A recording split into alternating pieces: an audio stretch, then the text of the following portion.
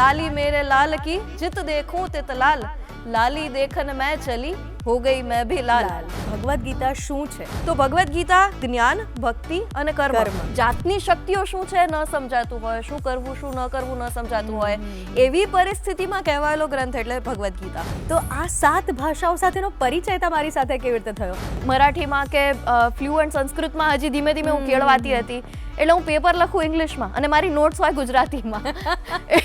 જે અમૂર્તની ઉપાસના કરે છે એ શ્રેષ્ઠ છે, પણ જે મૂર્તની ઉપાસના કરે છે એ મને વધારે પ્રિય છે. પબ્લિક સ્પીકિંગ ગમતું, કે લોકો સાથે વાતચીત કરવી, મેં જે વાંચ્યું હોય એ લોકો સાથે વહેંચવું, આ બધું મને ગમતું. અને હું જે રીતે વાત કરતી એ લોકોને ગમતું. ન માત્ર હ્યુમેનિટીઝ, ન માત્ર સંસ્કૃત, મારે વેદાંત સ્પેશિયલાઇઝેશન સાથે જ આગળ વધવું છે. ભગવદ્ ગીતાના અંતે 18મા અધ્યાયમાં ભગવાન એવું કહે છે કે મેં તને જે કહેવાનું હતું એ બધું જ કહી દીધું છે, હવે યથા ઈચ્છસી તથા કુરુ. દર્શક મિત્રો, જ્યારે બાળકના ભણતરની વાત આવે ને ત્યારે 10મા પછી એને એક સ્ટ્રીમ ચૂઝ કરવાની હોય છે, સાયન્સ, કોમર્સ કે પછી આર્ટ્સ. જનરલી તમે જુઓ ને તો બાળકો 2 સ્ટ્રીમ તરફ વધારે આકર્ષિત થતા હોય છે, એક છે સાયન્સ અને બીજું છે કોમર્સ. પણ જે વિશ્વમાં સૌથી જરૂરી ને જે માનવતા કે જે હ્યુમાનિટી ને જેની પર ખરેખર વિશ્વ નભે છે ને એ સ્ટ્રીમ છે આર્ટ્સ. એક ગ્રીક ફિલોસોફર છે જેમણે કહ્યું હતું કે the unexamined life is not worth living. Socrates ખૂબ મહાન ફિલોસોફર હતા. તેમણે કહ્યું હતું કે જો આપણે વિચાર ન કરીએ કે આપણે જીવનમાં શું કર્મ કરી રહ્યા છીએ, આપણા મૂલ્યોનું મૂલ્યાંકન ન કરીએ તો તે જીવન વ્યર્થ છે. અને ફિલોસોફીનું પણ એવું છે કે તે આપણને જીવન જીવવાની સાચી રીત શીખવે છે.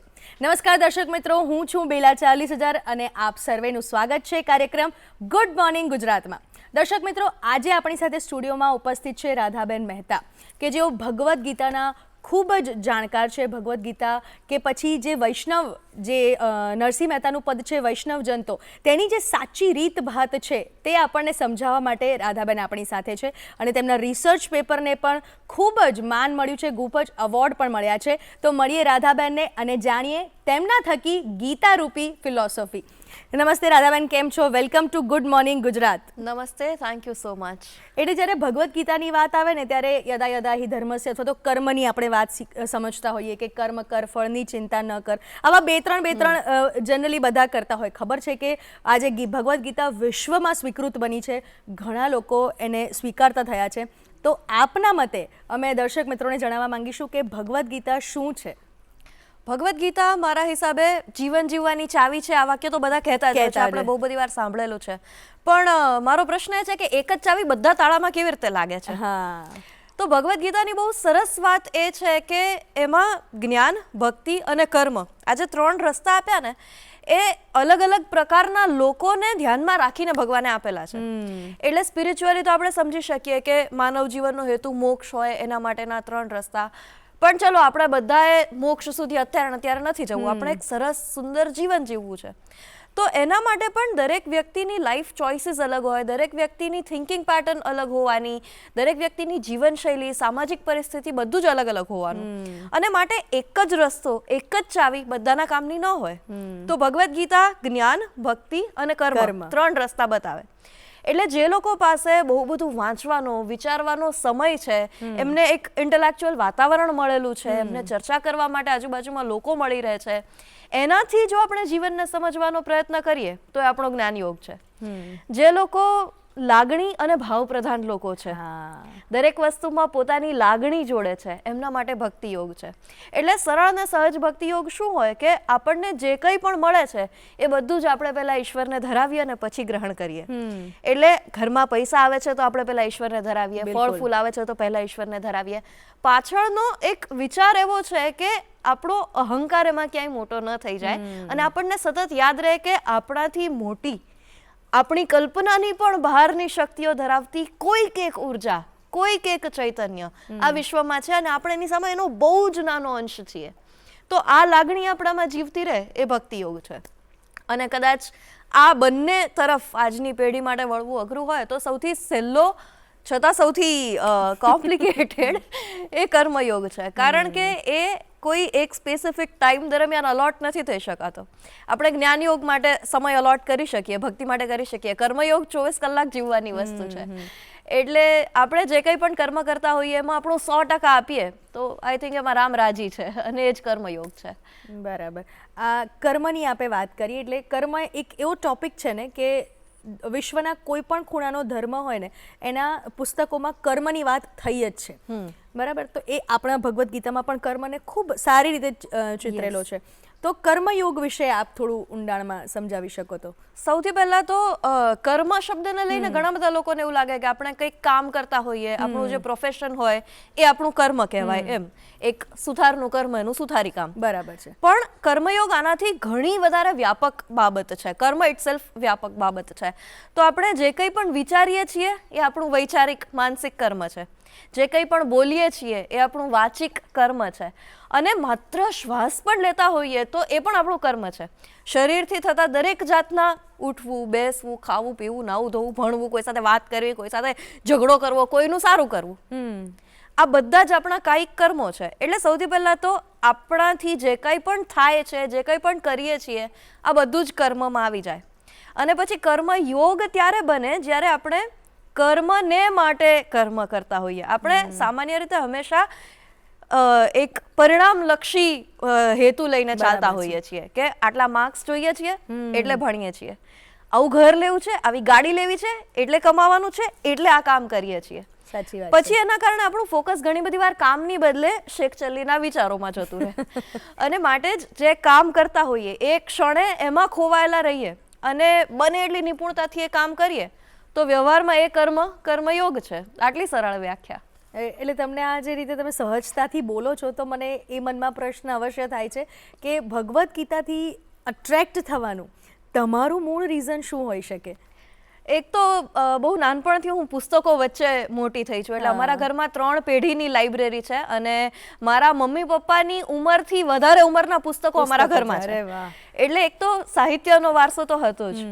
અમારા ઘરમાં એક ઓમ પર્વતનું ચિત્ર હતું જેના ઉપર લખેલું હતું ઝીણા અક્ષરે ઓમ ઇતિ એકાક્ષર બ્રહ્મ.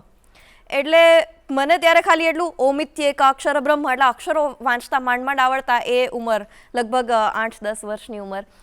પછી ધીમે ધીમે મેં સવાલો પૂછવાના શરૂ કર્યા કે આ કોટ શેમાંથી લીધેલું છે, કોઈ ચોપડીનું તો હશે ને, કારણ કે ઘરમાં બહુ બધી ચોપડીઓ. અને પછી મારા મમ્માને સૂતી વખતે ભગવદ્ ગીતા વાંચવાની આદત. એટલે એ વાંચતા હોય તો મેં એમાંથી સવાલો કરેલા હોય કે શું વાંચો છો? પુસ્તક છે બેટા. શેનું છે? કૃષ્ણ અને અર્જુન વચ્ચેની વાતચીતનું છે. કેમ, શું વાતચીત થતી હતી? કે અર્જુનને મહાભારતનું યુદ્ધ નહોતું લડવું ને એટલે એણે હથિયાર હેઠા મૂકી દીધા, તો ભગવાને કીધું કે એવું ના ચાલે, તારે તો લડવું પડશે. કેમ લડવું પડશે? પછી એ પ્રશ્નોની ક્રોનોલોજીમાંથી મારા ભગવદ્ ગીતાના બહુ સરળ અને સહજ લેસન્સ શરૂ થયા. એટલે હું શીખી છું જ ગીતા એટલી બાળ સહજ રીતે કે હું એટલી સહજતાથી એની વાત કરી શકું છું. અને પછી ઈશ્વર કૃપાએ ભગવદ્ ગીતા મેં પાઠ્યપુસ્તક તરીકે પદ્ધતિસર પણ BA-માં ભણ્યું જ્યારે મેં સંસ્કૃત સાથે સ્નાતક કર્યું ત્યારે. એટલે પછી અને પછી તો ઉપનિષદ ને વેદાંતના ઘણા બધા પુસ્તકો ને બધાનો પરિચય થતો ગયો અને દરેક વસ્તુ એટલી સહજ અને સુંદર લાગતી ગઈ. એટલે મને એવું લાગે છે કે તમે જે સંસ્કૃતની વાત કરી, હિન્દી, ગુજરાતી, ઇંગ્લિશ, મરાઠી, સંસ્કૃત, પ્રાકૃત અને એક ભાષા ફ્રેન્ચ 7 ભાષાઓ તો મારા આંગળીના વેઢે ગણાઈ. તો આ 7 ભાષાઓ સાથેનો પરિચય તમારી સાથે કેવી રીતે થયો? એટલે ગુજરાતી તો બરાબર છે કે આપણી મધર ટંગ છે. એટલે ભારતમાં આપણે બધા એટલા તો લકી છીએ જ કે બધા સામાન્ય રીતે 2-3 ભાષાઓ તો બોલતા જ હોય છે. એટલે ગુજરાતી, હિન્દી, ઇંગ્લિશ એવી રીતે. પછી સંસ્કૃતમાં મને સ્નાતક કરવાની ઈચ્છા હતી એટલે થોડો પરિચય કેળવવાનો શરૂ કર્યો. પછી સ્નાતક, અનુસ્નાતક સંસ્કૃતમાં કર્યું એટલે સંસ્કૃતનો પરિચય મળ્યો. અને મેં મારું માસ્ટર્સ પુણેથી કર્યું. એટલે ત્યાં સાવિત્રીબાઈ ફૂલે પુણે વિદ્યાપીઠની સ્થાપના જ એટલે થયેલી કે મરાઠી ભાષામાં લોકોને શિક્ષણ મળી શકે. એટલે મારા બધા જ વર્ગો મરાઠીમાં ચાલે. મને પેપર લખતા ફાવે નહીં મરાઠીમાં કે ફ્લુઅન્ટ સંસ્કૃતમાં હજી ધીમે ધીમે હું કેળવાતી હતી. એટલે હું પેપર લખું ઇંગ્લિશમાં અને મારી નોટ્સ હોય ગુજરાતીમાં. એટલે આ બધા વાતાવરણ વચ્ચે હું ધીમે ધીમે મરાઠી પણ શીખી. શિક્ષકો અને મિત્રો એટલા સરસ મળ્યા કે હું બહુ ભાંગ્યું તૂટ્યું મરાઠી બોલતી તો પણ એ લોકો બહુ ખુશ થઈ અને વધાવી લેતા અને શીખવાડતા. અને મને મરાઠી સંત સાહિત્યનો ચસ્કો લાગ્યો, કારણ કે બહુ જ સુંદર અને અદ્ભુત સંત સાહિત્ય છે. એટલે મને એમ થયું કે મારે એનું ભાષાંતર નથી વાંચવું, મારે મૂળ ટેક્સ્ટ વાંચવી છે. એટલે પછી એ મારું મરાઠી શીખવાનું મોટિવેશન હતું. ત્યાં એક પેપર મારું પ્રાકૃતનું પણ હતું. એટલે એમાં મારી એવી ફ્લુઅન્સી નથી જેવી બીજી બધી ભાષાઓમાં છે. હું સમજી શકું છું પ્રાકૃત બેઝિક લેવલનું, ફ્લુઅન્સી નથી. અને ફ્રેન્ચ એ મેં 10મા ધોરણ પછી એક ભાષા પ્રેમી તરીકે શોખથી શીખવાની શરૂ કરેલી, પણ પછી એમાં ઊંડા ઉતરતા ગયા તો ગ્રેજ્યુએશન લેવલ ઇક્વિવેલન્ટ ફ્રેન્ચનું લેવલ થયું ધીમે ધીમે. ખૂબ સરસ. એટલે 7 ભાષાઓમાં તો મને કોઈક બીજી ભાષામાં ભગવદ્ ગીતાના શ્લોકનું કોઈક એકદમ ફેમસ શ્લોક હોય એનું ભાષાંતર કરાવવું છે તમારી પાસે. આઈધર મરાઠી ઓર ફ્રેન્ચ, કંઈ પણ તમે કરી શકો. મરાઠીમાં કરી જોઈએ. ભગવદ્ ગીતાના શ્લોક કરતા છે ને મને એક બહુ સુંદર વિચાર ઘણા બધા સંત સાહિત્યમાં એક ધારો દેખાયો. તો આપણે એક સંત સાહિત્યની પણ ઝલક લઈએ અને ભાષાઓની પણ લઈએ કે દરેક ભાષાના સંત સાહિત્યમાં એક વિચાર એવો છે કે ભક્તિની પરાકાષ્ઠા ક્યારે પહોંચે? જ્યારે પોતે ઈશ્વરના ભાવ સ્વરૂપ બની જાય. જેમ કબીર સાહેબ કહે કે લાલી મેરે લાલ કી જીત દેખું તિત લાલ, લાલી દેખન મેં ચલી હો ગઈ મેં ભી લાલ. તો એવી જ રીતે મરાઠી ભાષામાં પણ સંત સાહિત્યમાં તુકારામ મહારાજનો એક અભંગ છે કે મી દેવ પહાવયા ગેલો, હું દેવને જોવા ગયો, મી દેવ પહાવયા ગેલો તેથે દેવ જ હોઉં નીઠેલો, અને હું ત્યાં દેવ બનીને જ રહી ગયો. એટલે ઘણી બધી ભાષા શીખવાનો એક ફાયદો મને એ મળ્યો કે એક વિચાર બીજ જે અલગ અલગ ભાષામાં અલગ અલગ છોડ સ્વરૂપે, વૃક્ષ સ્વરૂપે પાંગર્યું હોય એના પણ ફળ ચાખવા મળ્યા હોય. અને ફ્રેન્ચમાં એવું છે કે મેતનો શિપાલ un petit peu de français, કારણ કે મને પ્રેક્ટિસ નથી રહી એની, એટલે અત્યારે હું બહુ થોડું ફ્રેન્ચ બોલી શકું છું. ના, ખૂબ સરસ. તો પણ 7 ભાષાઓમાં ઘણું તમે આટલું સાહિત્ય વાંચ્યું, આટલું તેની પ્રેક્ટિસ કરો છો, તે પણ ખૂબ મોટી વાત છે. એ ભગવદ્ ગીતા પર આપણે થોડા રિટર્ન થઈએ. અને નોર્મલ કોઈ પણ સામાન્ય માણસને ભગવદ્ ગીતાનો સાર વાંચવો હોય તો ભગવદ્ ગીતાના 18 અધ્યાય છે. તેમાંથી કયા અધ્યાયથી એને શરૂ કરવું જોઈએ કે ભગવદ્ ગીતામાં એને ડેવલપમેન્ટ થાય, થોડું ઇન્ટરેસ્ટ પડે? ઓકે, તો ભગવદ્ ગીતાના પહેલા અધ્યાયમાં તો કૃષ્ણ અર્જુનનો સંવાદ છે, જેમાં અર્જુને હથિયાર હેઠા મૂકી દીધા છે. ત્યાં કોઈ જ જ્ઞાન, તત્વજ્ઞાનની વાતો પહેલા અધ્યાયમાં નથી. એ ખાલી બેકગ્રાઉન્ડ છે. પણ જરૂરી એટલા માટે છે કે ભગવદ્ ગીતા વાંચવાનું મોટિવેશન આપણને મળે, કે આપણે પણ આવા ભરાઈ ગયા હોઈએ, જ્યારે જાતની શક્તિઓ શું છે ન સમજાતું હોય, શું કરવું શું ન કરવું ન સમજાતું હોય, એવી પરિસ્થિતિમાં કહેવાયેલો ગ્રંથ એટલે ભગવદ્ ગીતા. તો એ એક બેકગ્રાઉન્ડ મળે. પણ જો એ આપણને ખ્યાલ હોય તો એ સ્કીપ કરી શકાય અને સીધું બીજા અધ્યાય પર આવી શકાય. અને મને લાગે છે કે બીજા અધ્યાયમાં મોટા ભાગના મહત્વના કન્સેપ્ટ્સનો સાર આવે છે, કારણ કે એમાં આપણને કર્મ વિશેના જે બહુ જ પ્રખ્યાત શ્લોકો છે, કર્મણ્યે વાધિકારસ્તે મા ફલેષુ કદાચન, એ મળે. પછી સ્થિતપ્રજ્ઞના લક્ષણો મળે, સ્થિતપ્રજ્ઞસ્ય કા ભાષા સમાધિસ્થસ્ય કેશવ. અને પછી ભગવાન કહે કે દુઃખેશ્વન ઉદ્વિગ્ન મનઃ સુખેશુ વિગત સ્પૃહ, જેને દુઃખમાં મન ઉદ્વિગ્ન નથી થતું, સુખમાં જેની સ્પૃહા નથી, એ જે સ્થિર બુદ્ધિવાળો છે એ સ્થિતપ્રજ્ઞ છે. આત્માની અમરતાને લઈ અને એમાં શ્લોક મળે છે કે આ દેહ છે એ તો જાણે જૂના કપડાં જેવું છે, કે શરીર જેમ એક કપડું છોડીને બીજું કપડું પહેરી લે એટલી સહજતાથી આત્મા એક શરીર છોડીને બીજું શરીર ધારણ કરે છે. એટલે જે આત્મા જેને ના તો અગ્નિ બાળી શકે છે, ના તો પવન સૂકવી શકે છે, જેને નથી જોઈ સમજી શકાતો, સ્પર્શી શકાતો, અને છતાં જે બધે જ અસ્તિત્વમાન છે, એ તત્વ એટલે આત્મા. તો એ આત્માની અજર અમરતાના શ્લોક પણ આ અધ્યાયમાં મળે છે. એટલે મને લાગે છે કે જ્ઞાન, ભક્તિ, કર્મ બધાનો થોડો થોડો સમન્વય, મિશ્રણ, બરાબર, હા, આ અધ્યાયમાં મળી જાય. અને આવો જ પાછો 18મો અધ્યાય પણ છે, કારણ કે ત્યાં ભગવાને કન્ક્લુડ કરવાની છે વાત, એટલે 18મો અધ્યાય પણ કહી શકાય. બરાબર. એક 12મો અધ્યાય છે ભક્તિ યોગનો. આપણે કર્મયોગની વાત કરી અને ભક્તિ યોગને એવું તમે ટૂંકમાં તો એવું કહ્યું કે જે માણસ ઇમોશનલ હોય, જે પોતાના ભાવ સાથે વધુ કનેક્ટેડ હોય, તો આજના યુગમાં ભક્તિ યોગને જે 12મો અધ્યાય છે એને કનેક્ટ કરવો હોય તો તમે કેવી રીતે કરો? ભક્તિ યોગ બહુ સરસ અધ્યાય એટલા માટે છે કે માત્ર 20 શ્લોકનો નાનકડો અધ્યાય છે, અને માટે જ ઘણા બધા લોકોને જો કંઠસ્થ પણ કરવો હોય તો એ લોકો ભક્તિ યોગથી શરૂઆત કરતા હોય છે. મેં કહ્યું ને, ભગવદ્ ગીતા એવી ચાવી છે જે બધા તાળાઓમાં લાગે. ભક્તિ યોગ એનું બહુ સરસ દ્રષ્ટાંત છે, કારણ કે એમાં ભગવાન આપણને એક આખી સિક્વન્સ અને મેથોડોલોજી આપે છે. કે અર્જુનને ભક્તિ યોગની શરૂઆતમાં જ પ્રશ્ન થાય છે કે ભક્ત 2 પ્રકારના હોઈ શકે. એક જે અમૂર્તની ઉપાસના કરે છે, જે જોઈ નથી શકાતું, સમજી નથી શકાતું, એક ઉર્જા, એક ચૈતન્ય, રાઈટ, એક કોસ્મિક કોન્શિયસનેસ, બિલકુલ એની ઉપાસના કરે છે અથવા તો એને જાણવા સમજવાનો પ્રયત્ન કરે છે. તો એ ભક્ત સારા કહેવાય કે પછી જે સગુણ સ્વરૂપની ઉપાસના કરે છે, કોઈ મૂર્તિ હોય, કોઈ સ્વરૂપ હોય, કોઈ ચિત્રજી હોય, એની ઉપાસના કરે છે, એ સરસ કહેવાય. એટલે ભગવાન જવાબ આપે છે કે જે અમૂર્તની ઉપાસના કરે છે એ શ્રેષ્ઠ છે, પણ જે મૂર્તની ઉપાસના કરે છે એ મને વધારે પ્રિય છે. એટલે હવે ઓપ્શન બંને ખુલ્લા છે આપણા માટે, પણ ભગવાન કહે છે કે જે અમૂર્તની ઉપાસના કરે ને એનું મગજ અત્યારની યુથ જેને એક્ઝિસ્ટેન્શિયલ ક્રાઇસિસ કહે છે ને એમાં વધારે અટવાઈ જાય.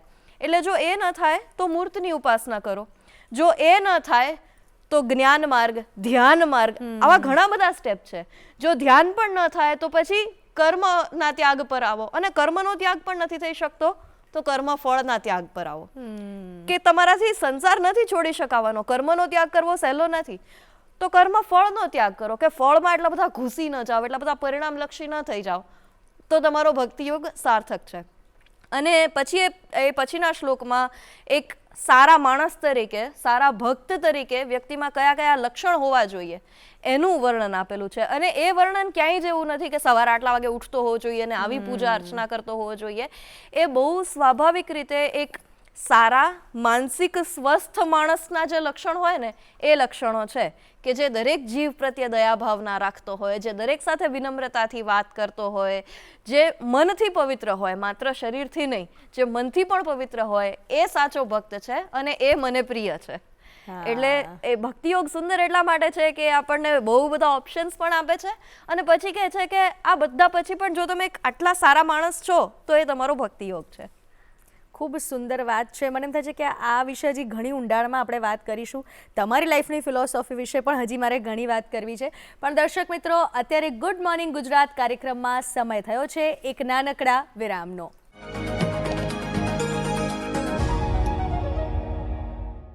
દર્શક મિત્રો, વિરામ બાદ આપનું પુનઃ સ્વાગત કરીએ કાર્યક્રમ ગુડ મોર્નિંગ ગુજરાતમાં. અને આપણે આજે વાત કરી રહ્યા છીએ રાધાબેન મહેતા સાથે.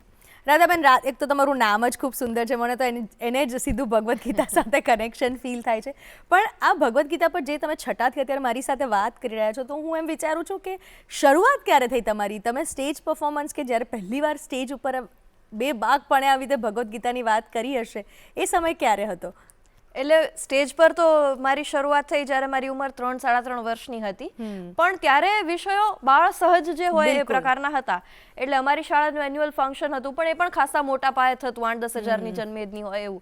તો ત્યાંથી જ મારી સ્ટેજ લાઈફની શરૂઆત થઈ, અને ત્યારથી મને પબ્લિક સ્પીકિંગ ગમતું, કે લોકો સાથે વાતચીત કરવી, મેં જે વાંચ્યું હોય એ લોકો સાથે વહેંચવું, આ બધું મને ગમતું, અને હું જે રીતે વાત કરતી એ લોકોને ગમતું. એટલે એક સરસ રેપો ત્યારથી જ મારો લોકો સાથે જોડાયેલો હતો. પછી ધીમે ધીમે 10મા ધોરણમાં આવતા આવતા આપણે શરૂઆતમાં જે વાત કરી કે હ્યુમેનિટીઝ તરફ બહુ ઓછા લોકો વળે છે, મારા રસનો વિષય ત્યારથી નક્કી હતો કે મારે ન માત્ર હ્યુમેનિટીઝ, ન માત્ર સંસ્કૃત, મારે વેદાંત સ્પેશિયલાઇઝેશન સાથે જ આગળ વધવું છે. એટલે 10મા ધોરણ પછી હું હ્યુમેનિટીઝમાં આવી, આર્ટ્સના ફિલ્ડમાં આવી, અને ગ્રેજ્યુએશન, માસ્ટર્સ બધું સંસ્કૃતમાં કર્યું. એટલે ધીમે ધીમે મારો અભ્યાસ વધતો ગયો. એટલે પછી એ સંદર્ભે હું મારા વિચારો રજૂ કરતી ગઈ, અને લોકો ધીમે ધીમે વધારે એ વિષયોને ધ્યાનમાં રાખીને આમંત્રણ આપતા ગયા. એટલે અત્યારે પણ એવું થાય કે હું મોટિવેશનલ સ્પીચીસ આપું છું, સામાજિક વિષયો પર સ્પીચીસ આપું છું, પણ લોકોનો ઘણી બધી વાર આગ્રહ એવો હોય કે તમારી પાસેથી જો અમારે કંઈ સાંભળવું છે ને તો એ ગીતા છે. એટલે તમારું એક કોરિયાની પણ બહુ ઇન્ટરેસ્ટિંગ સ્ટોરી છે. તમે ગવર્મેન્ટ તરફથી જ ત્યાં ડેલિગેશન તરીકે ગયા હતા, તો તેના વિશે પણ થોડી વાત કરો તો.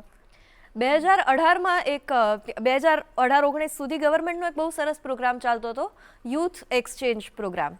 તો એમાંથી દર વર્ષે ગવર્મેન્ટ અલગ અલગ દેશોમાં, જે દેશ સાથે કોન્ટ્રાક્ટ હોય ત્યાં પોતાના ડેલિગેશન મોકલતું હોય છે, અને એના માટે પસંદગી આખા ભારતમાંથી અલગ અલગ વિષય અને ક્ષેત્રના યુવાનોની એ લોકો કરતા હોય છે. અને ઘણી બધી શૈક્ષણિક સંસ્થાઓ કે જે ઉચ્ચ દરજ્જાની હોય, ઘણી બધી યુવા સંગઠનની સંસ્થાઓ કે જે ઉચ્ચ દરજ્જાની હોય, આમાંથી પસંદગી થતી હોય છે. એટલે એમાં કોમર્સના વિદ્યાર્થીઓ હોય, એમાં લોના હોય, મેનેજમેન્ટના હોય, અને હેતુ એવો છે કે અલગ અલગ ક્ષેત્રના વિદ્યાર્થીઓ જાય, યુવાનો જાય તો વિદેશમાં ભારતનું એક સમગ્રતાપૂર્ણ ચિત્ર રજૂ કરી શકાય. સાચી વાત છે. અને માટે મારી પસંદગી સંસ્કૃત, ભારતીય વારસો, વૈદિક વારસો આ બધા વિષયોને ધ્યાનમાં રાખીને થયેલી. અને અમે લોકો 9-10 દિવસ સાઉથ કોરિયા ખાતે ગવર્મેન્ટ ડેલિગેટ તરીકે ગયા અને કોરિયાના પણ અલગ અલગ 3-4 શહેરોમાં, કોરિયામાં આવેલી ઇન્ડિયન એમ્બેસીઝમાં, ત્યાંની બિઝનેસ સ્કૂલ્સમાં, ત્યાંની લેંગ્વેજ સ્કૂલ્સમાં, અલગ અલગ જગ્યાએ અમારે અલગ અલગ વિષયો પર પ્રેઝન્ટેશન્સ આપવાના હતા. તો એમાં વૈદિક સાહિત્યથી શરૂ કરી અને અત્યારે આખા વિશ્વએ જે સિદ્ધાંતને ખૂબ વખાણ્યો છે એ યોગના સિદ્ધાંત સુધી કે પછી કર્મ અને જેને વેસ્ટર્ન ફિલોસોફી નિર્વાણા કહે છે, આ બધા કન્સેપ્ટ્સ ઉપર અને એના ભારતીય મૂળ ઉપર વાત કરવાની થયેલી. એટલે બહુ જ સુંદર અનુભવ એટલા માટે હતો કારણ કે આજે અને ભવિષ્યમાં ગમે ત્યારે દેશને રિપ્રેઝેન્ટ કરવાથી વધારે મોટું ગૌરવ મારા માટે બીજું કોઈ જ નહીં હોય. અને એ સૌભાગ્ય બહુ નાની ઉંમરમાં મને મળ્યું એટલે મારા માટે અત્યાર સુધીની એ કદાચ સૌથી બેસ્ટ મેમરી કે સૌથી સુંદર અદ્ભુત ક્ષણ કહી શકાય તો હશે. એટલે કોરિયાની, સાઉથ કોરિયા સાથેની મારી મેમરી પણ એ છે કે ત્યાંના લોકો સંસ્કૃત અને હિન્દી માટે ખૂબ પ્રેમ ધરાવે છે. જ્યારે મેં ત્યાં ટ્રાવેલ કર્યું હતું ત્યારે ત્યાંના લોકો સ્પેશિયલી સ્કૂલ ચલાવતા હતા ખાલી હિન્દી અને સંસ્કૃત શીખવા માટે. તો તમે ત્યાં પરિચય થયો તમને? ઉલસાન કરીને ત્યાંનું એક શહેર છે, ત્યાં એક લેંગ્વેજ સ્કૂલ ચાલે છે. અને લેંગ્વેજ સ્કૂલ એટલે એવું નહીં કે એક્સ્ટ્રા ક્લાસ જેવું હોય ને સ્કૂલ પછી તમારે જવાનું. લેંગ્વેજ સ્કૂલ એટલે ડેડિકેટેડલી લગભગ 8મા 9મા ધોરણની ઉંમરનું વિદ્યાર્થી થાય ત્યારથી એ શાળામાં અલગ અલગ ભાષાઓ, ભાષાશાસ્ત્ર, ભાષા વિજ્ઞાન, આ જ બધી બ્રાન્ચીસને લઈ અને વિદ્યાર્થીઓ ત્યારથી ભણતા હોય. એટલે એટલી નાની ઉંમરથી તમે 4-5 ભાષા એક્સપ્લોર કરતા હો, એ ભાષાનું સાહિત્ય, એ ભાષાનું વ્યાકરણ, એ ભાષામાં જન્મેલા લોકોના વિચારો, સંસ્કૃતિ.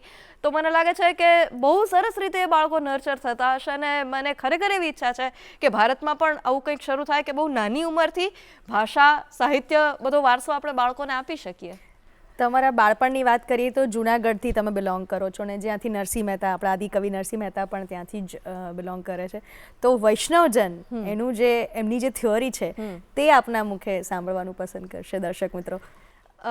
વૈષ્ણવજન મને લાગે છે કે એ ભગવદ્ ગીતાનો પણ સામાન્ય વ્યક્તિ માટેનો એક સાર છે કે ભગવદ્ ગીતામાં તાત્વિક વિચારો ઘણા બધા હોય, ખૂબ ઊંડું તત્વજ્ઞાન પણ હોય. જેમ કે એનો ખૂબ પ્રખ્યાત 15મો અધ્યાય કે જેમાં ઉર્ધ્વમૂલ વૃક્ષ જેવી ખૂબ ઊંડાણભરી ગહન વાતો હોય. પણ એક સામાન્ય વ્યક્તિને જો ભગવદ્ ગીતા જીવવી છે તો એણે શું કરવું જોઈએ, આનું આપણી પોતાની ભાષામાં, પારણાની ભાષામાં મળેલું દોહન એટલે કદાચ વૈષ્ણવજન. કન્ક્લુડ કરીને એમણે આપણને ગુજરાતી સરળ ભાષામાં જે ક્રક્સ કહેવાય, એ ક્રક્સ એટલે વૈષ્ણવજન પદ. અને અત્યારના જે ટર્મિનોલોજીસ ચાલી રહી છે એના સંદર્ભે કહું તો એક સારા આઈક્યુ અને ઈક્યુ, ઇમોશનલ કોશન્ટ ધરાવતી વ્યક્તિનું જે વર્તન હોય એ એક સારા વૈષ્ણવજનના વર્તન તરીકે એમાં બતાવેલું છે કે વૈષ્ણવજન તો તેને રે કહીએ જે પીડ પરાઈ જાણે રે, પર દુઃખે ઉપકાર કરે તોય મન અભિમાન ના આણે રે. અને આજના સમયમાં જ્યાં આપણે બધું જ બીજાને બતાવવા માટે કરીએ છીએ ત્યાં આ વધારે મહત્વનું બની જાય છે કે પર દુઃખે ઉપકાર કરે પણ મન અભિમાન ના આણે રે. અને બધી જ પંક્તિઓ આવા જ કોઈક ને કોઈક ગુણ લક્ષણને પ્રગટ કરે છે. અને માત્ર ભગવદ્ ગીતા નહીં, એમાં ઉપનિષદોના સિદ્ધાંતનો પણ સીધે સીધો સાર આવી જતો હોય. જેમ કે ઈશોપનિષદનો પહેલો જ મંત્ર જે ખૂબ પ્રખ્યાત છે, એવું કે ઈશાવાસ્ય બદમ સર્વમ યત્ કિંચિત જગત્યામ જગત. તો એમાં પણ એક પંક્તિ આવે કે મા ગૃધઃ કસ્યસ્વિદ ધનમ, બીજાના ધનની લાલસા વૃત્તિ ન રાખવી, ગીધ વૃત્તિ ન રાખવી. તો વૈષ્ણવજનમાં પણ એ જ કહેવાયું હોય કે પરધન નવ ચાલે હાથ રે. તો માત્ર ભગવદ્ ગીતા નહીં, અને મહાત્મા ગાંધીજી તો એવું કહેતા કે ભારતીય સંસ્કૃતિમાં તમામ ગ્રંથો, વેદથી લઈ અને ઉપનિષદો, બધા જ વેદાંગ, બધા જ શાસ્ત્રો, પુરાણો, બધું જ જો નાશ પામશે તો ઈશોપનિષદના આ એક મંત્રમાંથી બધાનું પાછું સર્જન થશે. અને એ આ મંત્ર, અને એની ઝલક આપણને વૈષ્ણવજન પદમાં મળે છે. એટલે મને લાગે છે કે પહેલાના સમયમાં જે પ્રભાતિયા ગવાતા અને સવારના સમયે ઘરમાં જે વૈષ્ણવજન જેવા પદો વાગતા હોય એ સમયે જે સંસ્કાર સિંચન થતું હતું એ એટલું બધું પાયાનું અને છતાં એટલી ઉચ્ચ કક્ષાનું હતું. જી આપણે 15મા અધ્યાયની તમે થોડીક હમણાં ઉલ્લેખ કર્યો અને કહ્યું કે અશ્વત્થ વૃક્ષ એક તો ટૂંકમાં મને ખબર છે કે ખૂબ ગહન એનો અર્થ સાર છે, તેમ છતાં દર્શક મિત્રો માટે આપણે ટૂંકાણમાં એને સમજાવવાનો પ્રયત્ન કરીએ અને જે પુરુષોત્તમ યોગ છે એને પણ આપણે થોડું ઊંડાણથી સમજીએ. યસ, તો અધ્યાય 15 એ જ આ પુરુષોત્તમ યોગ, અને એ પણ ખૂબ નાનો અધ્યાય છે, પણ બહુ સરસ એટલા માટે છે કે એમાં કઠોપનિષદમાં જે એક રૂપક આપવામાં આવેલું છે એનું પ્રતિબિંબ આપણને મળે છે.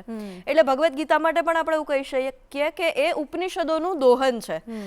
તો કઠોપનિષદનું રૂપક આપણને ગીતામાં અહીંયા પહેલા જ શ્લોકમાં મળે છે, અને એ રૂપક છે એક ઊંધા ઝાડનું. ઝાડ એટલે શું હોય કે ઉપર ડાળી પાંદડા જેના વિસ્તરતા જાય, નીચે જેના મૂળ હોય, વચ્ચે થડ હોય, આ ઝાડ. જી, આ ઝાડને આખું ઊંધું કરી નાખો તો શું થાય? એના મૂળ ઉપરની બાજુ જાય, એની ડાળીઓ નીચે આવે, એના પાંદડા પણ નીચેની બાજુ ફેલાતા જાય. તો ભગવદ્ ગીતાના આ અધ્યાયના પહેલા જ શ્લોકમાં કહેવાયું છે કે આ સંસાર એક ઉર્ધ્વમૂલ વૃક્ષ જેવું છે. એટલે એમાં કહેવાયું કે ઉર્ધ્વમૂલઃ જેના મૂળ ઉપર છે, અધઃ શાખમ જેની શાખા નીચે છે, અશ્વત્થઃ પ્રાહુઃ અવ્યયમ. અવ્યય એટલે જેનો વ્યય નથી થતો, જેનો નાશ નથી થતો, એવું એક આ અશ્વત્થ વૃક્ષ છે. કારણ કે હું ને તમે નહોતા, આપણા દાદા પરદાદા નહોતા, એ પહેલાથી આ સંસાર ચાલ્યો આવે છે, અનાદિકાળથી ચાલ્યો આવે છે, અને કોણ જાણે ક્યાં સુધી ચાલશે, અનંત કાળ સુધી ચાલશે. અને સંસાર એટલે આપણે માત્ર આ પૃથ્વીની વાત નથી કરતા, કદાચ પૃથ્વીનો નાશ આપણે સાયન્ટિફિકલી કેલ્ક્યુલેટ કરી પણ દઈશું, પણ સંસાર એનાથી એ મોટી માયાજાળ છે. તો એ અનાદિ અને અનંત છે, અને માટે આ વૃક્ષને કહ્યું કે અવ્યય. તો એવું આ અવ્યય વૃક્ષ છે. એને કેવી રીતે જાણવાનું? છંદાંસી યસ્ય પર્ણાની, જેના પાંદડા છે એ છંદ છે. હવે અહીંયા છંદ એટલે માત્ર આપણે જે શિખરણી, હરિગીત, મંદાક્રાંતા કહીએ એ છંદ નહીં. છંદ એટલે વેદના મંત્રો. કારણ કે વેદના મંત્રો એ છંદનું સૌથી પહેલું દ્રષ્ટાંત હોવાથી એ છંદ કહેવાય છે. તો વેદના મંત્રો જેના પાંદડા છે, એટલે એ વૃક્ષને તમારે જાણવું હોય, સમજવું હોય, એનો રસ ચાખવો હોય તો તમારે વેદો સમજવા પડે. યસ્તમ વેદ, જેણે એ જાણી લીધું, તમ વેદવિત, એણે બધું જ જાણી લીધું. આવું તમારે જાણવું. અને પછી આગળના મંત્રોમાં એ પણ કીધું છે કે હવે આ વૃક્ષમાંથી તમારે છૂટવું છે, સંસારની માયાજાળમાંથી, તો પછી અસંગ એટલે કે અનાસક્તિના શસ્ત્રથી તમે એને છેદી શકશો અને એમાંથી મુક્ત થઈ શકશો. અને પછી આ જ અધ્યાયમાં બીજા પણ જે શ્લોક આવે છે જે આપણને મૃત્યુ પછીની ક્ષણોમાં જે પરિવારજનો રહી જતા હોય, મૃતકની પાછળના, એમને થોડી શાતા મળે એ પ્રકારના છે. અને માટે જ મૃત્યુ પછીના સમયે આ અધ્યાયનું મહાત્મ્ય ઘણું વધારે રહેતું હોય છે કે આત્માને જ્યારે મુક્તિ મળે ત્યારે આત્મા ક્યાં જાય છે? તો કે ન તદ્ભાસય તે સૂર્યો ન શશાંકો ન પાવક. ત્યાં સૂર્ય પણ નથી, ચંદ્ર પણ નથી, અગ્નિ પણ નથી, તો ઘોર અંધારું હશે. એ પોતે સ્વયં જ્યોતિ છે, સ્વયં તેજ છે, પ્યોર કોન્શિયસનેસ, એ ઉર્જા છે. માટે આત્મા ત્યાં જાય છે અને ત્યાંથી કોઈ પાછું ફરતું નથી. એટલે એક દેહ છોડીને આત્મા ગઈ તો પાછળ જે લોકો રહી ગયા એમના મનને થોડી શાતા મળે, માટે આ અધ્યાયના શ્લોકનું પઠન થતું હોય છે. અને આ અધ્યાયનું મહાત્મ્ય પણ ઘણા બધા લોકોને એના કારણે જ હોય છે, પણ એ સિવાય જીવન જીવવા માટે પણ, માત્ર મૃત્યુ પછીની ક્ષણો માટે નહીં, જીવાતા જીવનની ક્ષણો માટે પણ આ અધ્યાય એટલો જ સુંદર છે. 18 અધ્યાયમાં આ સમાયેલી ભગવદ્ ગીતાની આપણે જ્યારે વાત કરવા બેઠા છીએ તો મને તમને પૂછવાનું, તમે આટલું ભગવદ્ ગીતાને જાણો છો, ઊંડાણથી સમજો છો, તો એટલું પૂછવાનું ચોક્કસ મન થાય કે ભગવદ્ ગીતામાં તમારો ફેવરિટ પાર્ટ શું છે, ને તમે શેનાથી વધારે ને વધારે અંદર ઉતરતા જાઓ છો કે હજી કંઈક સમજવાની જરૂર છે? એવું થતું હોય ને ક્યારેક આપણે વાંચીએ તો આપણને દર વખતે કંઈક નવું લાગે કે હા આનો અર્થ આ પણ થઈ શકે, આનો અર્થ. તો એવું તમારા માટે કયું પાસું છે? એવું તો મને એક તો એવું લાગે છે કે ભગવદ્ ગીતા પહેલેથી છેલ્લે કદાચ તમે ન પણ વાંચો ને, ગમે ત્યારે કોઈ પણ પાનું ખોલીને વાંચો ને તો પણ એ તમને કંઈક શીખવાડશે. પહેલી વારમાં તો શીખવાડશે જ શીખવાડશે, 17મી વાર 22મી વાર વાંચો ને તો પણ કંઈક નવું મળશે, અથવા તો કંઈક એવી વસ્તુ હશે જે તમને ખબર છે પણ એક જે સ્પાર્ક થવો જોઈએ ને એ હજી નથી થયો. એટલે કદાચ શ્લોક પણ મોટે હોય પણ જીવનની જે તે ક્ષણે એમાંથી જે ગ્રહણ કરવાની આપણને જરૂર હોય એ સ્પાર્ક ન થતો હોય, એ પુસ્તક ખોલો ત્યારે થાય. પ્લસ મને ઘણી બધી વાર એમાં અલગ અલગ આસ્પેક્ટ્સ અને એંગલ્સ દેખાતા હોય છે. જેમ કે મનોવૈજ્ઞાનિક દ્રષ્ટિએ પહેલા અધ્યાયમાં અર્જુને હથિયાર હેઠા મૂકી દીધા, તો બીજા અધ્યાયમાં ભગવાને એને એવું નથી કીધું કે વાંધો નહીં તને જે મૂડ આવે એમ કર. ત્યાં ભગવાને એને ચોખ્ખું ખીજાઈને કીધું કે ક્ષુદ્રમ હૃદય દૌર્બલ્યમ ત્યક્તવા ઉત્તિષ્ઠ, આજ્ઞાર્થમાં કીધું છે, ઊભો થા પરંતપ. તો હે પરંતપ, આ હૃદયની દુર્બળતા છોડ, તને સારું નથી લાગતું, ઊભો થા. યુદ્ધસ્વ વિગત જ્વર, આ જે તને માનસિક તાવ ચડી ગયો છે, જ્વર એટલે તાવ, તો ભગવાને એકચ્યુઅલી કીધું કે તને જે મગજમાં તાવ ચડી ગયો છે એ છોડ અને ઊભો થા, યુદ્ધ કર, કારણ કે તારું કર્મ છે. પછી એમાંથી અર્જુનને પ્રશ્નો થતા જાય અને પ્રશ્ન તરીકે ભગવાન જવાબ આપે. તો ભગવાન ક્યાંય સીધે સીધો ઉપદેશનો ટોપલો નથી ઠાલવતા અર્જુન ઉપર. અર્જુન પ્રશ્ન કરે છે, કરતો રહે છે, એની જિજ્ઞાસા વૃત્તિને બહાર લાવતા લાવતા ભગવાન એને બધો ઉપદેશ આપે છે. કદાચ અર્જુન પ્રશ્ન ન કરતો હોત, ખાલી સાંભળતો હોત, તો આમાંથી અડધું એને ઉપરથી જતું રહ્યું હોત. પણ અર્જુનની એક શિષ્ય તરીકેની જિજ્ઞાસા વૃત્તિને જીવતી રાખીને ભગવાન આખી ભગવદ્ ગીતાની વાત કરે છે. અને એટલે ભગવદ્ ગીતાના અંતે 18મા અધ્યાયમાં ભગવાન એવું કહે છે કે મેં તને જે કહેવાનું હતું એ બધું જ કહી દીધું છે. હવે યથા ઈચ્છસી તથા કુરુ, તને જેમ ઈચ્છા પડે એમ કર. ત્યાં ભગવાન એમ નથી કહેતા કે બધું કહેવાય ગયું, હવે ઊભો થઈને યુદ્ધ કરવા જા.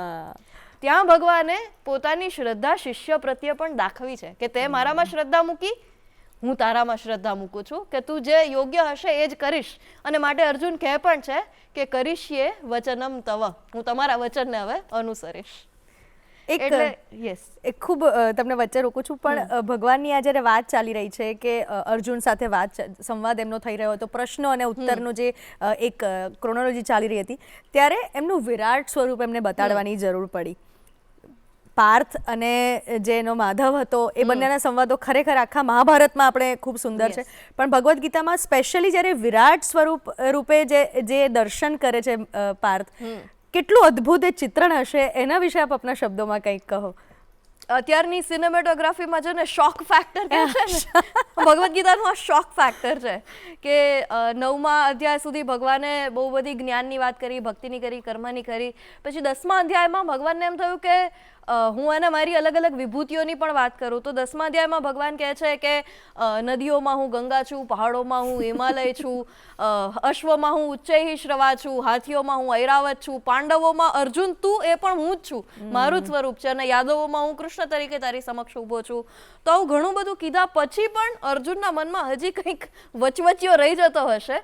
એટલે ભગવાનને લાગ્યું કે હવે આને પૂરું પિક્ચર બતાવવું પડશે, ટ્રેલરથી નહીં ચાલે. ટ્રેલર નહીં ચાલે. એટલે ભગવાન એને દિવ્ય ચક્ષુ આપે છે કે તારી નરી આંખે તું નહીં જોઈ શકે આ સ્વરૂપ, દિવ્ય ચક્ષુથી તું જો. અને દિવ્ય ચક્ષુથી જ્યારે અર્જુન જુએ છે ત્યારે શું જુએ છે કે જેના હજારો માથા છે, જેના હજારો હાથ છે, હજારો પગ છે, હજારો સૂર્ય અને ચંદ્રની આભા જેવી એટલી તેજસ્વી જેની આંખો છે, જેને અનેક દિવ્ય અલંકારો છે, દેવો સતત જેના ઉપર પુષ્પવૃષ્ટિ કરી રહ્યા છે, આવું એક વિરાટ સ્વરૂપ છે. અને એ માત્ર સુંદર અને અદ્ભુત નથી, એ વિકરાળ પણ છે, એ ભયાનક પણ છે, કારણ કે એના મોઢામાંથી સતત અગ્નિની જ્વાળાઓ નીકળી રહી છે. અને એ જ્વાળામાં યુદ્ધના મેદાનમાં જેટલા સામે ઊભા છે એમાંથી મોટા ભાગના હોમાઈ રહ્યા છે. અને આ વર્ણન ખરેખર વાંચીએ ત્યારે સમજાય કે કઈ હદે વિકરાળ છે.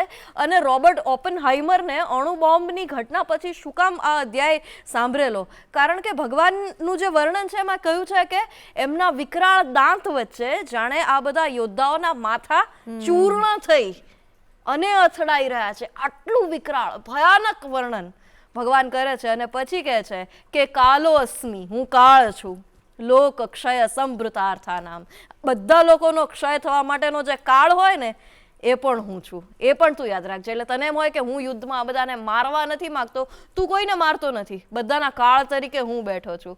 અને માટે ઓપનહાઇમરને એ જે કાળમુખી ઘટના હતી એના પછી આ શ્લોક સાંભળેલો, કારણ કે આટલું ભયાનક હૃદયદ્રાવક વર્ણન એ અહીંયા જ છે. અને અર્જુનને શોક લાગે છે.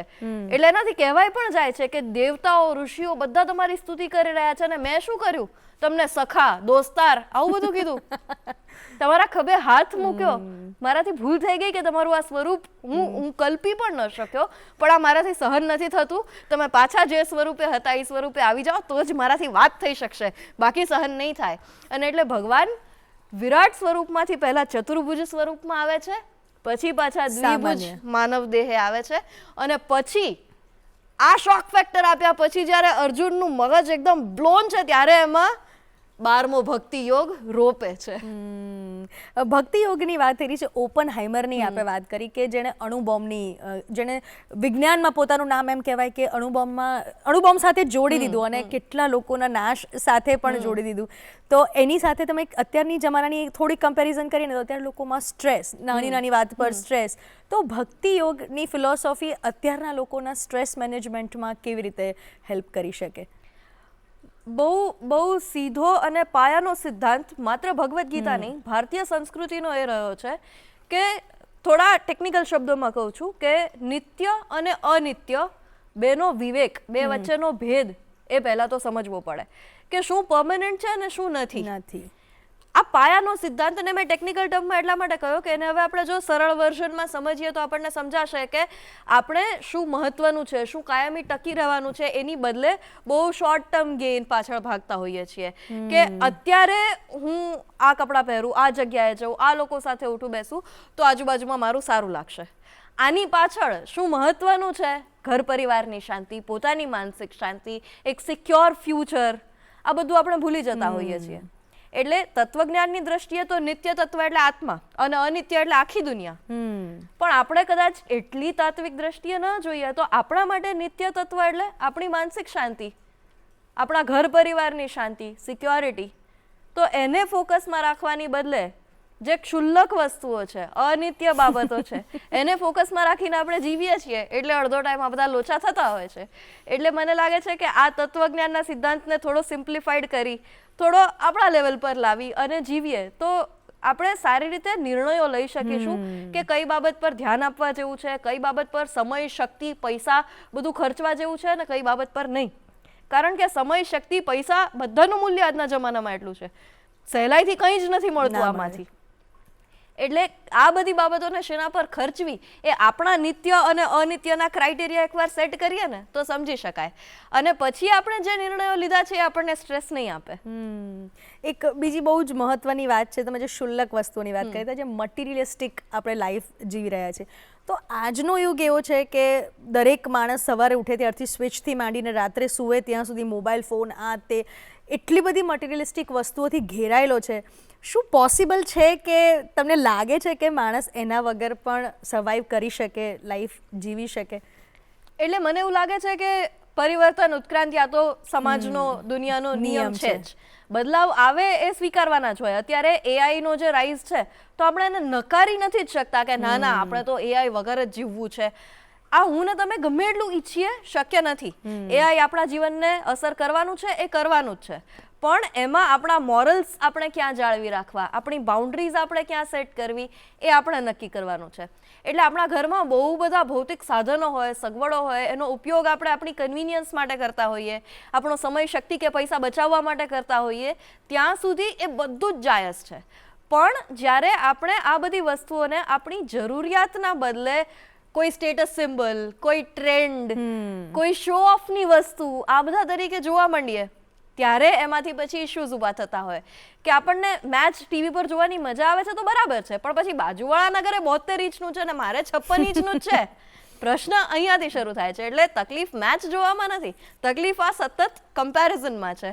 અને એના માટે આજે સતત આપણને સ્ક્રોલ કરવાની ટેવ પડી છે તો માત્ર બાજુવાળાનું નહીં, આપણને તો ગામ ગપાટાની હવે આદત પડી ગઈ છે કે દુનિયાના કોઈ પણ ખૂણે બેસેલી વ્યક્તિ શું ખાય છે, પીવે છે, પહેરે છે, બોલે છે, એ પોતાનું જે વિશ્વ બતાવે છે એ વિશ્વ આપણે જોઈએ છે. તો કોઈ જે બતાડે છે એ આપણે જોઈએ છે, જે શું છે ઓરિજિનલ એ તો ખબર જ નથી. કોઈના ઊભા કરેલા વિશ્વ સામે આપણે આપણું વાસ્તવિક વિશ્વ મૂકી રહ્યા છીએ. તો આ કમ્પેરિઝન જ બહુ અનફેર છે. આ જો એકવાર સમજાઈ જાય તો પછી મને લાગે છે કે આ મટીરિયલિસ્ટિક ભાગદોડમાંથી આપણે આપણી બાઉન્ડ્રી સેટ કરી શકીશું. બહુ વર્ષો થઈ ગયા ભગવદ્ ગીતાને રચ્યા, હવે ગણતરી પણ આપણે નથી કરવી, એ મૂકી દઈએ કારણ કે આપણી એ નથી. પણ આજની યુવા પેઢી માટે ભગવદ્ ગીતા કેવી રીતે રેલેવન્ટ છે? આ લોકો શું સંદેશ શીખી શકે, કેવી રીતે પોતાનું સ્ટ્રેસ મેનેજ કરી શકે? અને બીજો એક મહત્વનો છે ને, સોલ્યુશન ડ્રિવન લાઈફ અત્યારે બધાને જીવવી બહુ જરૂરી છે. બધા પ્રોબ્લેમ્સ પર બહુ જ ફોકસ કરે છે, પણ સોલ્યુશન શોધવા માટે જે રસ્તો શોધવો પડે ને એ બહુ અઘરો થઈ ગયો છે લોકો માટે. તો ભગવદ્ ગીતા ત્યાં એમને કેવી રીતે હેલ્પ કરી શકે? ભગવદ્ ગીતામાં જીવનના સામાન્ય પ્રશ્નો અથવા તો એક સારા વ્યક્તિ તરીકે જીવન કઈ રીતે જીવવું એના ઘણા બધા અલગ એસ્પેક્ટ્સ અલગ અલગ રીતે વર્ણવેલા છે.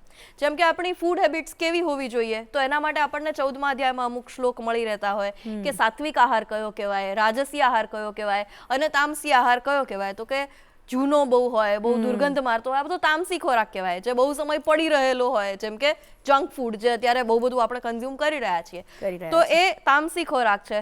રાજસી એટલે જે ચટપટા ચસ્કા આપણે ઘરે બનાવેલું હોય, બહુ સરસ પ્રોડક્ટ્સમાંથી વસ્તુઓમાંથી બનાવેલું હોય પણ ચટાકેદાર હોય, તો એ રાજસી ખોરાક છે. અને ફળાહાર કરતા હોઈએ, માઇલ્ડ સાત્વિક ખોરાક લેતા હોઈએ, એ સાત્વિક ખોરાકની કેટેગરીમાં આવે.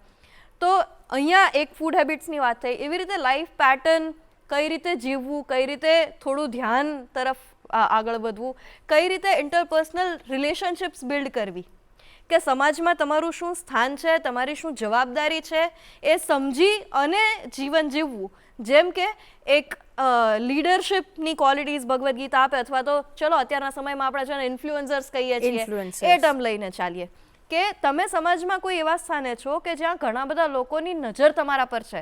એ લોકો તમારા વર્તનને, તમારી રીતભાતને, તમારા જીવનને ન માત્ર જુએ છે, એનું અનુકરણ કરે છે. તો ત્યારે ભગવદ્ ગીતા એવા પણ સિદ્ધાંત આપે કે જનક જેવા રાજાઓ એ જે રીતે જીવન જીવ્યા, તો એની પ્રજા પણ એવું જીવન જીવતી. માટે લોકાશ્રય, લોકો જેના આશ્રય છે એ લોકો જેવું જીવન જીવતા હશે એવું આખો સમાજ જીવશે. તો ત્યાં એ વ્યક્તિની જવાબદારી બને છે સમાજ પ્રત્યેની. પછી એક ચલો આપણે બીજું કંઈ જ નથી વિચારતા કે કોઈ સ્પેસિફિક ગ્રુપને ધ્યાનમાં રાખીને ભગવદ્ ગીતા શું કહે છે. દરેક માટે, સ્ત્રી, પુરુષ, બાળક, યુવાન, વૃદ્ધ, દરેક માટે એટલીસ્ટ એક સારા માણસ બનવા માટેના જે માનવતાવાદી મૂલ્યો હોવા જોઈએ, તો એ આપણને દૈવાસુર સંપત્ત વિભાગ યોગ 16મા અધ્યાયમાં મળે કે અભયમ સત્વ સંશુદ્ધિ, જ્ઞાન યોગ વ્યવસ્થિતિ. તો આવા 26 ગુણોનું એક પહેલા ભગવાને સીધું લિસ્ટ આપ્યું છે, કોઈ જ લાંબી ચર્ચા વગર સીધું લિસ્ટ આપ્યું છે. અને શરૂ થાય છે અભયથી. તમારે બોલ્ડ ડિસિઝન્સ ક્યારેક લેવા પડે, તમારે નીડર બનીને જીવવું પડે. તો આ જે ગુણ લક્ષણો છે એ આપણને એક સારા માણસ તરીકે જીવતા શીખવાડે છે, બીજું કંઈ જ નથી. એટલે આવા કેટલાક શ્લોક હોય કે જે આપણને એક સરસ જીવન જીવવા માટે નવો પર્સપેક્ટિવ પૂરો પાડે.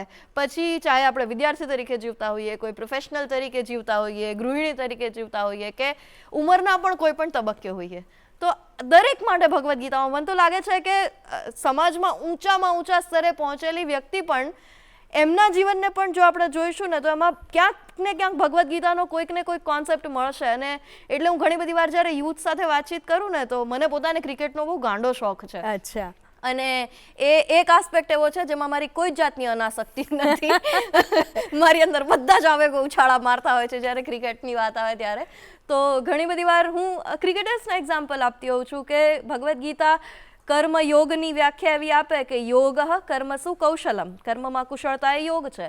તો વિરાટ કોહલીની કવર ડ્રાઈવ એનો યોગ છે, એની એક્સપર્ટીઝ છે ને. કોઈ પણ વ્યક્તિ કહેશે કવર ડ્રાઈવ તો તમને થશે વિરાટ કોહલી, સ્ટ્રેટ ડ્રાઈવ તો તમને થશે સચિન તેંડુલકર, હેલિકોપ્ટર શોટ તો તમને થશે મહેન્દ્રસિંહ ધોની, યોર્કર તો તમને થશે જસપ્રીત બુમરાહ.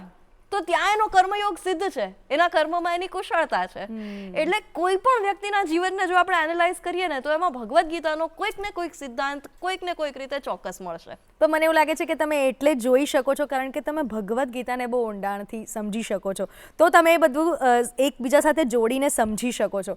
બીજો એક પ્રશ્ન મને એ પણ થાય છે કે ભગવદ્ ગીતા સિવાય પણ બીજી કેટલીક ગીતાઓ અસ્તિત્વમાં છે, તો એ શું છે, એના એ કોન્સેપ્ટ વિશે થોડી સમજ આપો. તો ઘણા બધા ગ્રંથને ગીતાના દરજ્જે મૂકવામાં આવ્યા છે, જે દરેકનું કોન્ટેન્ટ એટલે કે વિષય વસ્તુ અલગ અલગ હોઈ શકે. અને એમાંથી કેટલીક પ્રખ્યાત ગીતા છે, રામ ગીતા, શિવ ગીતા, હંસ ગીતા અને સૌથી વધારે ચર્ચાયેલી અષ્ટાવક્ર ગીતા. તો અષ્ટાવક્ર ગીતાનું એક દ્રષ્ટાંત લઈએ તો એ લગભગ 200-250 શ્લોકની અષ્ટાવક્ર ગીતા છે. અને એમાં ભગવદ્ ગીતા કરતાં ઘણા વધારે તાત્વિક શ્લોક, વિચારો, ખ્યાલો બધા આપેલા છે. એટલે જો તત્વજ્ઞાનમાં જેને ઊંડા ઉતરવું હોય તો એના માટે અષ્ટાવક્ર ગીતા એ ખૂબ અદ્ભુત અને સુંદર ગ્રંથ છે. ભલે ખૂબ નાનો છે ભગવદ્ ગીતાના પ્રમાણમાં, પણ ખૂબ ઊંડાણ ભરેલો ગ્રંથ છે. એટલે અલગ અલગ ગીતા, ઉદ્ધવ ગીતા છે, તો અલગ અલગ ઘણી બધી ભગવદ્ ગીતા હોય જેમાં અલગ અલગ વિષયોને લઈ અને વાતચીત કરવામાં આવી હોય, પણ એનું મહાત્મ્ય એક ચોક્કસ કક્ષાએ પહોંચે એના માટે થઈ અને એને ગીતા એવું લેબલ આપવામાં આવ્યું હોય. બરાબર. કર્મ કર ફળની ચિંતા ન કર, આ વાક્યને છે ને અત્યારે બહુ મિસઇન્ટરપ્રેટ કરતા હોય છે લોકો કે શું સમજવું જોઈએ ભગવદ્ ગીતાના એસ્પેક્ટમાં અને લોકો શું સમજીને શું આગળ એક કરતા હોય છે, તો એ ટૂંકમાં તમે સમજાવી શકો તો. એક મિસઇન્ટરપ્રિટેશન એવું છે કે કર્મ કર ફળની ચિંતા નહીં કર, ફળની અપેક્ષા પણ નહીં રાખ, અને એનો મતલબ એવો કે તને કદાચ ફળ ન પણ મળે તું ભૂલી જ જા.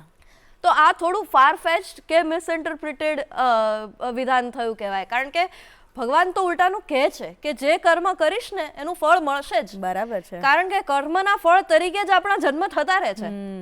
કંઈક ને કંઈક ભોગવવા આવીએ છીએ, પાછા નવા કર્મ કરીને જઈએ છીએ, એટલે પાછા આવતા રહીએ છીએ. એટલે કર્મનું ફળ તો મળશે જ, પણ આપણી જે ટૂંકી માનવ બુદ્ધિ છે એના કેલ્ક્યુલેશનમાં આપણે ખોટા પડીએ. જો મેં આ કર્યું માટે મને આ મળવું જોઈએ, આટલા સરળ 2 + 2 4 આટલું સરળ ગણિત કર્મનું નથી, અને માટે ભગવાન એમ કહે છે કે તારી બુદ્ધિમાં એ બધું ન બેસે, એટલે તું તારું કામ કર, ફળની અપેક્ષા તું ન રાખ, એ મારા પર છોડી દે. હા, મારા પર છોડી દે, મારા પર છોડી દે, એ મહત્વનું છે. બરાબર. એટલે 12મા અધ્યાયનો જ 8મો શ્લોક મારો કદાચ ભગવદ્ ગીતાના ખૂબ ગમતા ટોપ 5 શ્લોકમાંનો એક હશે. એમાં ભગવાન કહે છે કે મય્યેવ મન આધત્સ્વ, તું મન મારામાં રાખ. મયી બુદ્ધિમ નિવેશય, બુદ્ધિ પણ તું મારામાં જોડ. એટલે મનનું કામ શું છે, આપણને બહુ બધા ઓપ્શન્સ આપે, આપણને આ કરવાનું મન થાય, તે કરવાનું મન થાય, તો એ બધું મન તું મારામાં રોપી દે. પછી બુદ્ધિથી આપણે શું કરીએ, લોજિકલ આર્ગ્યુમેન્ટ્સ કરીએ, લોજિકલ ડિસિઝન્સ લઈએ, તર્કના કામ કરીએ, તો એ બુદ્ધિ પણ તું મારામાં જોડી દે. નિવસિષ્યસી મય્યેવ, તો તારો નિવાસ મારામાં જ થશે, તું મારી જ શરણે આવીશ. અતઃ ઉર્ધ્વમ ન સંશય, પછી તારી ઉર્ધ્વ ગતિ છે, નો ડાઉટ, ન સંશય. ભગવાન ગેરંટી આપીને ગયા છે. એટલે ભગવાન એવું ક્યાંય નથી કહેતા કે તું કર્મ કર, તને ફળ બળ કાંઈ નહીં મળે, તું ભૂલી જા. ફળ મળશે જ, પણ શું મળશે ને એ આપણા હાથમાં નથી, એ એના હાથમાં છે. અને એ મેથ માટે ભગવાને કીધું છે કે ગહના કર્મણો ગતિ, કર્મની ગતિ ગહન છે, સરળ મેથ નથી એનું. કારણ કે એણે એકનું નથી જોવાનું ને, એણે આખી દુનિયા ચલાવવાની છે, બધાનું બેલેન્સ જાળવવાનું છે. એટલે એ ઇક્વિલિબ્રિયમ જાળવી અને એની રીતે હિસાબ કરે છે, તો હિસાબ પ્રમાણે આપશે. ખૂબ આ સુંદર વાત સાથે અને દર્શક મિત્રોને ખરેખર આજે સમજ પડી હશે કે કર્મ કર ફળની ચિંતા ન કર. એની સાથે એક નાનું વાક્ય જે આપણે હંમેશા મિસ કરીએ છીએ છે, તું મારી પર છોડી દે. કારણ કે જેવું કર્મ કરશો ફળ તેવું જ મળશે. બરાબર. તો રાધાબેન, તમે દૂરદર્શનમાં આવ્યો, ગુડ મોર્નિંગ ગુજરાત કાર્યક્રમમાં આવીને ખૂબ સુંદર વાતો કરી, ખૂબ મોટિવેટ કર્યા અમને અને દર્શક મિત્રોને, તે બદલ આપનો ખૂબ ખૂબ આભાર. Thank you so much. મોદો મદીય. દર્શક મિત્રો, રાધાબેન મહેતા સાથે આપણે વાત કરી રહ્યા હતા અને ભગવદ્ ગીતાની ખૂબ સુંદર, ભગવદ્ ગીતા વૈદિક હોય કે વૈષ્ણવજન હોય, તે દરેકના સિદ્ધાંતો, મૂલ્યોનું આપણે ખૂબ સુંદર રીતે મૂલ્યાંકન કર્યું. તો આજના એપિસોડમાં બસ આટલું જ. દર્શક મિત્રો, આજનો એપિસોડ આપને ગમ્યો જ હશે, રસપ્રદ લાગ્યો હશે, કઈ ક્ષણ આપને ગમી, કઈ વાતો આપને વધુ અસર કરી ગઈ, તે અમને જણાવો ઈમેલ કરીને. અમારું ઈમેલ આઈડી છે goodmorninggujarat@gmail.com. અને નવા મહેમાન સાથે આવતા અંકે આપણે ફરીથી મળીશું.